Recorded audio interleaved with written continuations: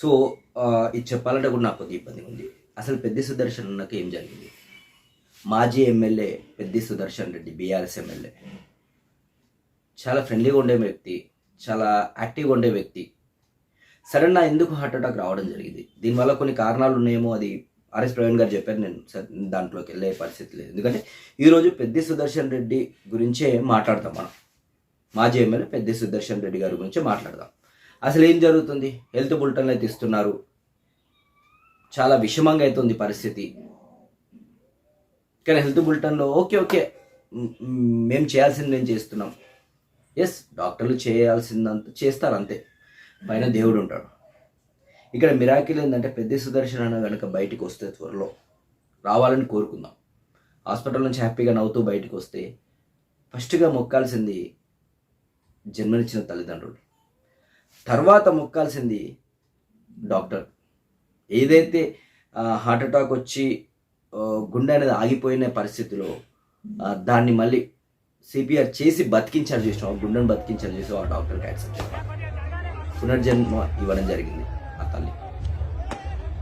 ఇలాంటి సిచ్యువేషన్లో యశోద తీసుకురావడం జరిగింది, ట్రీట్మెంట్ నడుస్తుంది. కేసీఆర్ గారు, కేటీఆర్ గారు, సీతక్క గారు, ప్రభుత్వం నుంచి హరీష్ రావు గారు, చాలామంది కూడా, సత్యవతి రాథోడ్ అక్క గారు, జగదీశ్వర్ రెడ్డి గారు, అందరూ కూడా అగ్రనేతలు అందరూ, ఆర్ఎస్ ప్రవీణ్ గారు అందరూ కూడా వెళ్ళి పరామర్శించడం, వాళ్ళ ఫ్యామిలీని రిక్వెస్ట్ చేయడం డాక్టర్లని. మీరు చూసా వరంగల్ ఉన్నప్పుడు కూడా కేటీఆర్ గారు దండం పెట్టి మరీ చెప్పడం జరిగింది, ఇంకా కుదిరితే మీరు తప్పుగా అనుకోండి, ఇంకా సీనియర్ డాక్టర్లో ఉంటే అసెండ్ చేయండి, అన్న కేసుకి తొందరగా బయటికి రావాలి, నవ్వుతూ బయటికి రావాలి, మరీ సార్లు చెప్పడం జరిగింది కేసీఆర్ గారు. తర్వాత యశోద తీసుకొచ్చిన తర్వాత యశోద కూడా మన మాజీ సీఎం కేసీఆర్ గారు రావడం జరిగింది, పరామర్శించడం జరిగింది. అంటే అందరూ కూడా ఎంత కుదిరితే ఎన్ని దారులు ఉంటే అన్ని దారులు ప్రయత్నిస్తున్నారు పెద్ది సుదర్శన్ రెడ్డి గారిని కాపాడారు. కానీ విషయం ఏంటంటే ఇక్కడ ఏదైతే 25 నుంచి 35 నిమిషాలు హార్ట్ ఆగిపోవడం జరిగిందో ఆ టైంలో బ్రెయిన్కి ఆక్సిజన్ అందరం మానేసింది. సో ఆక్సిజన్ పోకపోవడం వల్ల కొద్దిగా బ్రెయిన్ డ్యామేజ్ అయిందని చెప్పారు.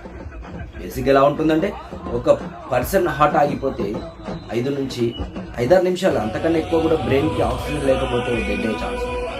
వితౌట్ మెడిటేషను, ఇంకా కొన్ని ఏదైనా చేసే వాళ్ళు ఉంటాడు, మెడిటేషన్ చేయడం, యోగా చేయడము, మంచి ఎక్సర్సైజ్ చేయడం వల్ల ఇంకొక 2-3 నిమిషాలు టైం ఉంటుంది, అంతేగాని గంటల కొద్దైతే ఉండదు. సో ఇలాంటి సిచ్యువేషన్లో 30 నుంచి 25 మధ్యలో హార్ట్ ఆగిపోవడం వల్ల బ్రెయిన్కి ఆక్సిజన్ పోవడం ఆగిపోయింది. దానివల్ల బ్రెయిన్ కొద్ది డ్యామేజ్ కావడం జరిగింది. సరే, ఆ కొద్దితో ఆగుంటే చాలా సేఫ్గా పెద్ది సుదర్శన్ రెడ్డి గారు హ్యాపీగా బయటకు వస్తారు, మొక్కుదాం అందరం రావాలని. కానీ అంతసేపు ఆగిపోవడం వల్ల బ్రెయిన్ డెడ్ అయ్యే ఛాన్స్ ఉంటుంది, కానీ 100% కాదు. ఎందుకంటే ఏదైనా మిరాకిల్ జరగవచ్చు, మెడికల్ దాంట్లో ఏదైనా మిరాకిల్ జరగవచ్చు.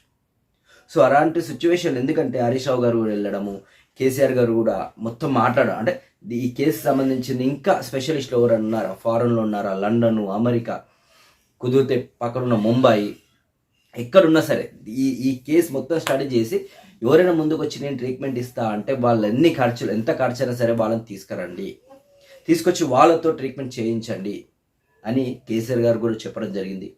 హరీష్ రావు గారు కూడా సేమ్ ఈ రిపోర్ట్స్ అన్ని అటు లండన్ పంపించడము, ఇటు నెక్స్ట్ వచ్చేసి అమెరికాకు పంపించడము, నెక్స్ట్ పక్కనున్న ముంబైకి పంపించడము, ఇవన్నీ కూడా వాళ్ళ ప్రయత్నాలు వాళ్ళు చేస్తున్నారు. అంటే ఒక మనిషి అన్నట్టు, ఒక మానవుడు ఎన్ని ప్రయత్నాలు చేయాలో అన్ని ప్రయత్నాలు చేస్తున్నారు పెద్ది సుదర్శన్ రెడ్డి అన్నగారికి క్షేమంగా బయటికి రావడానికి. తర్వాత దేవుడే భారం, ఏం చేస్తారో తెలియదు. ఇలాంటి సిచ్యువేషన్లో కొంతమంది చెత్తనా కొడుకులు, కొజ్జనా కొడుకులు అనొచ్చు బేసిక్. ఎందుకంటే చావు బతుకులో ఉన్నప్పుడు రాజకీయం చేయడం, ఏమని పెద్ది సుదర్శన్ రెడ్డి వరంగల్ ఇంత పెద్ద హాస్పిటల్ వదిలేసి అక్కడెక్కడ హైదరాబాద్కి తీసుకుపోయినారని కొంతమంది గలీజాలు. పెద్ది సుదర్శన్ రెడ్డి కొంతమందికి బినామీ, అందుకని హైదరాబాద్ తీసుకెళ్ళి అక్కడ ట్రీట్మెంట్ అనే పేరుతోని ఆయనతో సంతకాలు కానీ లేదంటే వేలు ముద్ర లేదని ఉంటే సెటిల్మెంట్లు చేస్తున్నారని కొంతమంది ఏమో ఇక్కడ హాస్పిటల్ లేదా ఇక్కడ ఎక్కడలో హాస్పిటల్ అక్కడనే ఎందుకు తీసుకుపోవాలని కొంతమంది.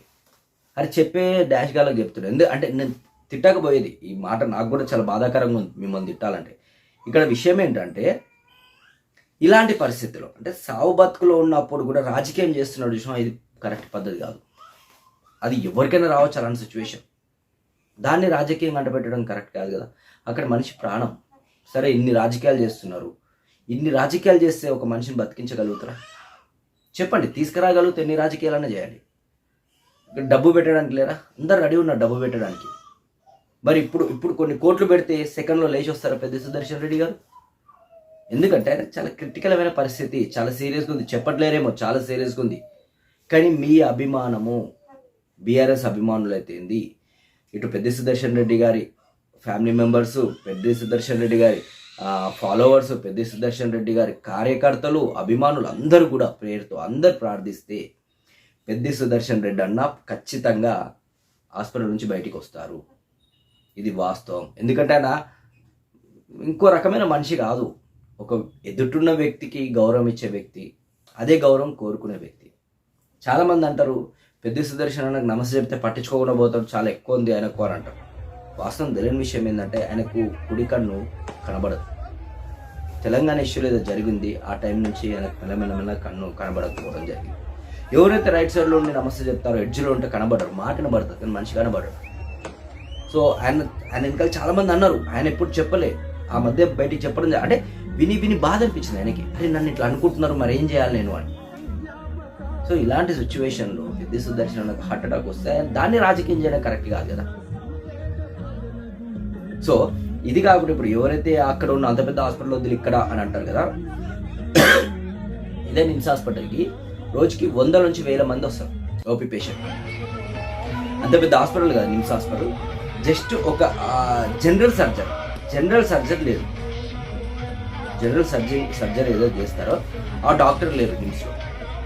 ఇంత పెద్ద హాస్పిటల్ ఒక డాక్టర్ లేరా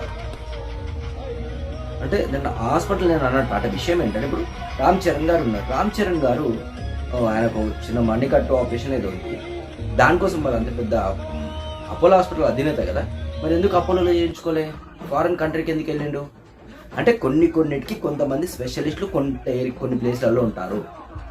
సో అక్కడ జాతి కాదు, మతం కాదు, డబ్బు కాదు, హోదా కాదు, ఏది కాదు. ఆ మనిషికి ఆ ప్రాబ్లంకి పలానా దగ్గరికి పోతే తగ్గిద్ది, పలానా దగ్గర పోతే అవుతుంది, పలానా దగ్గర పోతే సేఫ్గా బయటకు వస్తారు అని కొన్ని ఉంటాయి. అలా ఆ భాగంలో తీసుకొచ్చి